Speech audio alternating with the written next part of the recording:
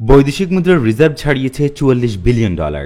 প্রবাসীদের পাঠানো রেমিটেন্স প্রবাহ বৃদ্ধির ফলে বাংলাদেশের বৈদেশিক মুদ্রার রিজার্ভ এক মাস পর বেড়ে $44.30 বিলিয়ন দাঁড়িয়েছে।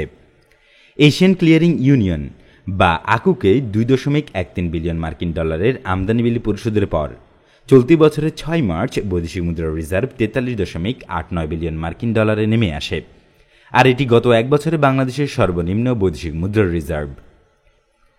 চলতি অর্থ বছরের প্রথম 9 মাসে $15.30 বিলিয়ন রেমিটেন্স প্রবাহের ফলে রবিবার দেশের বৈদেশিক মুদ্রার রিজার্ভ দাঁড়ায় $44.30 বিলিয়ন।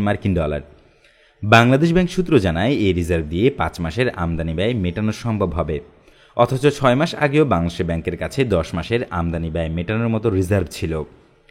তবে চলতি 21-22 অর্থ বছরের প্রথম 9 মাসে রেমিটেন্স প্রবাহের প্রবৃদ্ধি এখনও নেতিবাচক। এই 9 মাসে প্রবাসীরা $15.30 বিলিয়ন রেমিটেন্স পাঠিয়েছেন।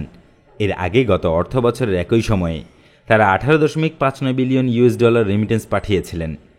এতে দেখা যায় ফেব্রুয়ারির তুলনায় মার্চ মাসে রেমিটেন্স প্রবাহ 24.45% বেশি, যদিও 9 মাসে অভ্যন্তরীণ রেমিটেন্স প্রবাহ 18% কমেছে।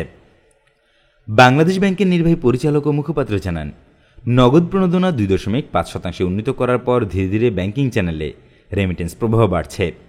তিনি ইঙ্গিত দেন যে এপ্রিলে রমজান ও ঈদের জন্য রেমিটেন্স প্রবাহ বাড়বে, কেননা প্রবাসীরা সাধারণত উৎসবের সময় দেশে তাদের আত্মীয়দের কাছে বেশি অর্থ পাঠান।